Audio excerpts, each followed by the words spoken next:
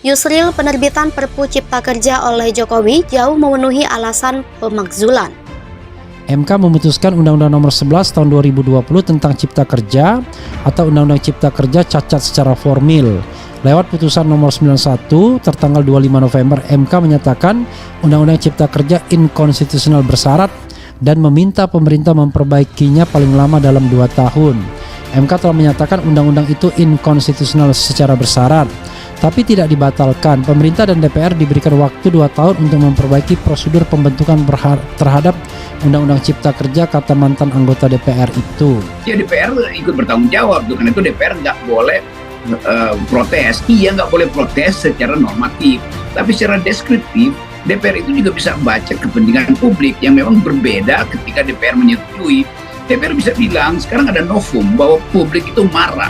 Kenapa? Karena Jokowi mempermainkan undang-undang, mempermainkan aturan dengan menghalalkan sesuatu yang dinyatakan haram kan. Kalau memang Cipta Kerja itu menciptakan pekerjaan, seneng dong anak-anak generasi muda, para buruh dan lain sebagainya. Tapi kenapa mereka itu demonstrasi semua? Yang malah diam itu para pengusaha. Kenapa begitu?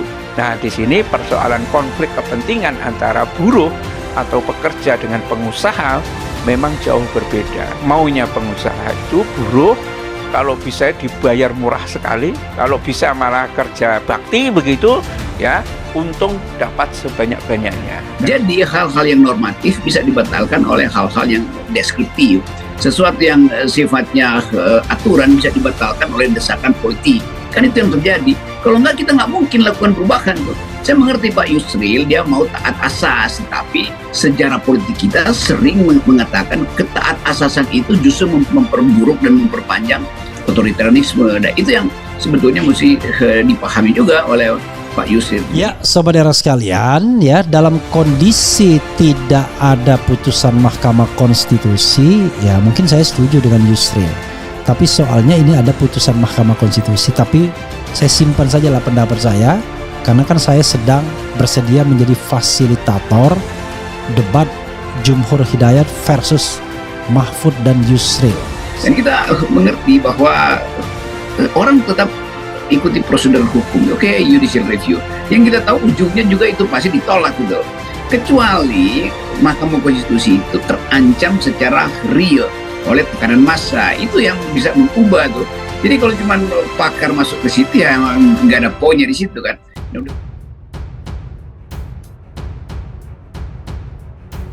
Pakar Hukum Tata Negara Yusril Iza Mahendra berpandangan, keputusan Presiden Joko Widodo mengeluarkan peraturan pemerintah pengganti Undang-Undang Nomor 2 Tahun 2022 tentang Cipta Kerja jauh memenuhi alasan pemakzulan.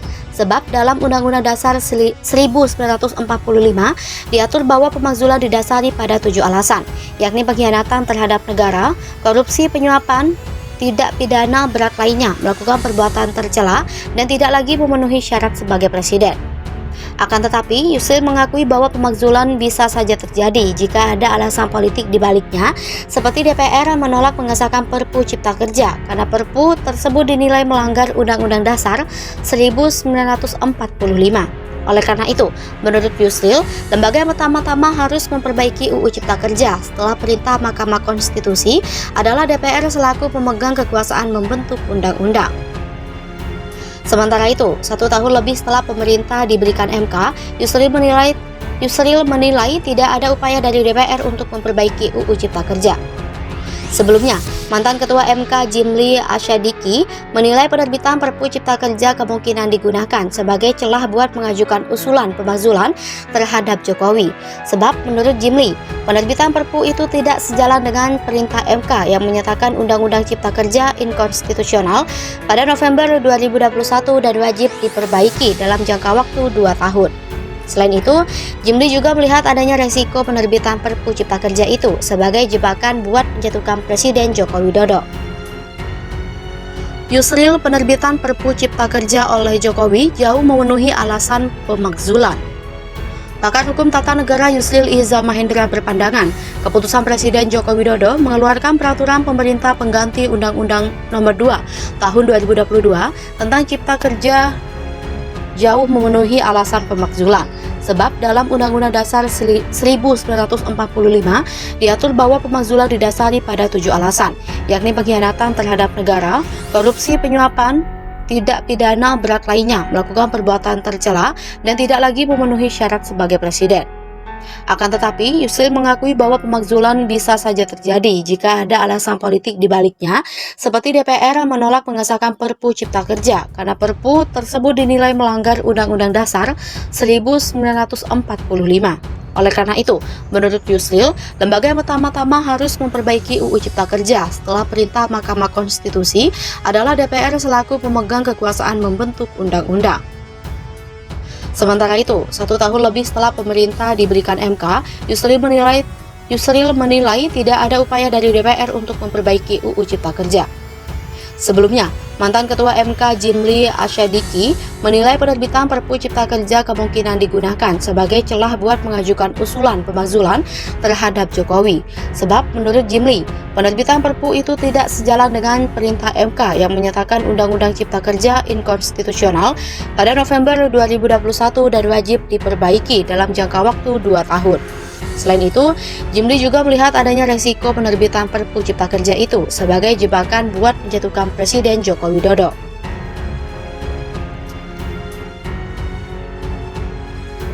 Yusril, penerbitan Perpu Cipta Kerja oleh Jokowi jauh memenuhi alasan pemakzulan. Pakar Hukum Tata Negara Yusril Iza Mahendra berpandangan, keputusan Presiden Joko Widodo mengeluarkan peraturan pemerintah pengganti Undang-Undang Nomor 2 Tahun 2022 tentang Cipta Kerja jauh memenuhi alasan pemakzulan. Sebab dalam Undang-Undang Dasar 1945 diatur bahwa pemakzulan didasari pada 7 alasan, yakni pengkhianatan terhadap negara, korupsi, penyuapan, tidak pidana berat lainnya, melakukan perbuatan tercela, dan tidak lagi memenuhi syarat sebagai presiden.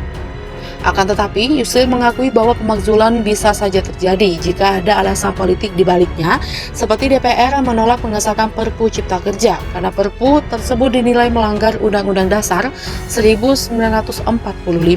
Oleh karena itu, menurut Yusril, lembaga yang pertama-tama harus memperbaiki UU Cipta Kerja setelah perintah Mahkamah Konstitusi adalah DPR selaku pemegang kekuasaan membentuk undang-undang.